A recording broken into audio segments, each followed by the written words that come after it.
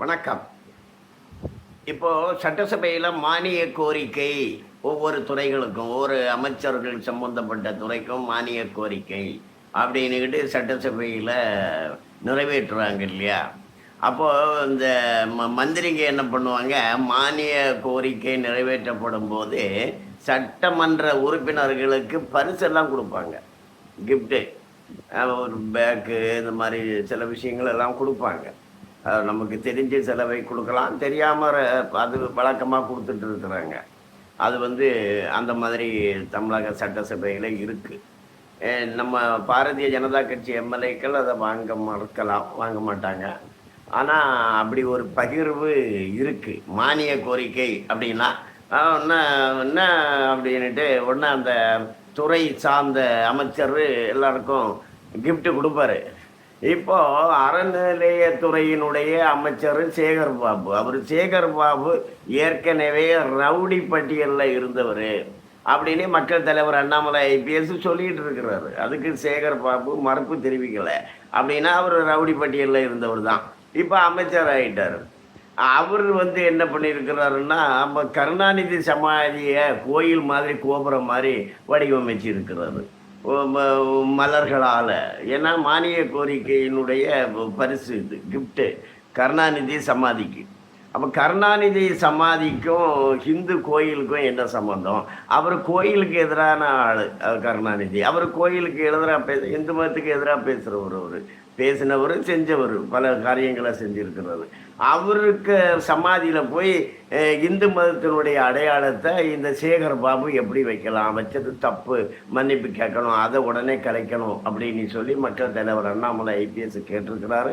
மாநில தலைவர் நயினார் நாகேந்திரன் கேட்டிருக்கிறாரு. மத்திய அமைச்சர் எல் முருகன் கேட்டிருக்கிறாரு. ஆனால் செய்யலை.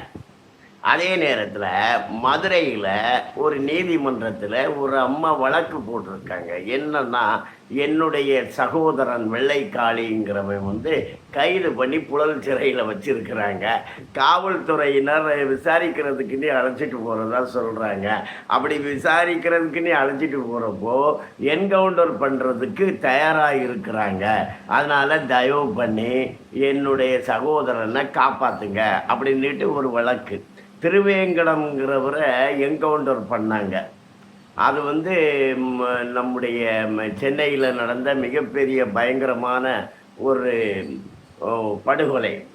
அந்த படுகொலையில் பலரை கைது பண்ணாங்க. ஆம்ஸ்ட்ராங் படுகொலையில் பலரை கைது பண்ணாங்க. அப்போ திருவேங்கடம்ங்கிறவர் அவரையும் கைது பண்ணாங்க. அவர் அப்ரூவலராக மாறிடுவார். அவர் உண்மையை சொல்லிடுவார். பல உண்மைகள் வெளிப்பட்டுவிடும், திருவேங்கடத்துக்கு தெரியும் அப்படிங்கிற மாதிரி சமூக ஊடகத்தில் செய்தி வந்துக்கிட்டு இருந்து, அந்த திருவேங்கடம் போலீஸ் பாதுகாப்பில் தான் இருக்கிறாரு. போலீஸ் பாதுகாப்பில் இருக்கும்போது ஒரு இடத்துலேருந்து இன்னொரு இடத்துக்கு கூட்டிகிட்டு போனாங்களாம். அப்போ அவர் இவங்களை போலீஸை சுடுறதுக்கு பார்த்தாராம். இவங்க சுட்டாங்களாம் அப்படின்னு சொல்லிட்டாங்க. அதை நீதிபதி எப்படி கருதுறாருன்னா, அப்படி ஒரு ரவுடியை தப்பி ஓடுனா காலில் சுட வேண்டியது தானே? நீதிபதி கேட்குறாரு. மதுரையில் ஒரு ஓடினா நீங்கள் காலில் சுட்டு பிடிக்க வேண்டியது தானே, ஏன் கொலை பண்ணுறீங்க அப்படின்னு கேட்டுக்கிட்டு அதனுடைய விவரங்களை கொடுங்க, ஏன் அப்படி கொலை பண்ணுறீங்க அப்படின்னு கேட்டிருக்கிறேன். இப்போ உத்தரப்பிரதேசத்தில் என்கவுண்டர் நிறைய நடக்குது. அங்கே ரவுடிஸும் அதிகம். காங்கிரஸும் அங்கே இருந்தக்கூடிய காங்கிரஸினுடைய கூட்டணி கட்சியாக அகிலேஷ் யாதவனுடைய கட்சியும் அங்கே நிறைய கொலை கொடூரங்கள் நடந்தது. மேற்கு வங்கத்தில் நடக்கிற மாதிரி உத்தரப்பிரதேசத்தில். அதை ஒடுக்கிறதுக்காக யோகி ஆதித்யநாத்தினுடைய அரசாங்கம் தீவிர நடவடிக்கை. இப்போ அமைதி, அங்கே மக்கள் ஆதரவு. ஆனால் தமிழ்நாட்டில் அப்படி இல்லை இல்லையா? தமிழ்நாட்டில் அப்படி இல்லை. தமிழ்நாட்டில் யாரெல்லாம் உண்மையை வெளிக்கொண்டு வந்து விடுவார்களோ அப்படின்னு சந்தேகிக்கக்கூடிய நபர்களை காவல்துறை என்கவுண்டர் செய்கிறதா அப்படிங்கிறது கேள்வி. இங்கே இந்த வெள்ளைக்காளியை என்கவுண்டர் செய்வதற்கு திட்டம் போடுறாங்க அப்படின்ட்டு அவருடைய சகோதரி வழக்கு தொடுத்துருக்காங்க. ஆனால் இங்கே இருக்கக்கூடிய காவல்துறை என்ன பண்ணுதுன்னா, ஒருத்தன் பெண்களை விரட்டி போய் பிடிக்கிறான். அது ஒரு வீடியோ வந்திருக்கு. ஆனால் காவல்துறை என்ன பண்ணுது, அவன் காரில் திமுக கொடி வச்சுருக்கான். காவல்துறை வந்து அவன் திமுக காரன் இல்லைங்க அப்படின்ட்டு சொல்லுது. அவன் இன்னொருத்தையும் கல்லூரிக்குள்ளேயே ஒரு பெண்ணை மானபங்கம் பண்ணுறான், பண்ணி இன்னொருத்தருக்கு வேணும் நீ அப்படின்ட்டு சொல்கிறான். அப்போ காவல்துறை என்ன சொல்லுது, அவன் அப்படியெல்லாம் சொல்லலைங்க அப்படின்னா என்ன இவர்கிட்ட இருந்து பார்த்தாரா அப்படி. அப்போ காவல்துறை குற்றவாளிகளுக்கு சாதகமாக இருக்கிறது, ஆனால் குற்றத்தை நிரூபிக்கக்கூடிய வாய்ப்புள்ள நபர்களை என்கவுண்டர் பண்ணிடுது அப்படிங்கிற ஒரு குற்றச்சாட்டு இருக்குது.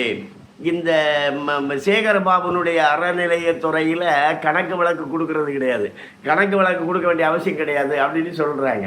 அது கொள்ளையோ கொள்ளை அங்கே நடக்குது, அது முதல்ல டாஸ்மார்க்லேயும் கொள்ளை நடக்குது, அங்கேயும் கணக்கு வழக்கு கொடுக்கறதில்ல.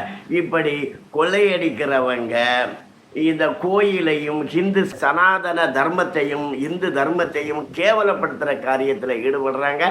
அதே நேரத்தில் குற்றவாளிகளுக்கு துணையாக இருக்கிறாங்களா அப்படிங்கிற கேள்வி எழுந்திருக்கிறது. வணக்கம்.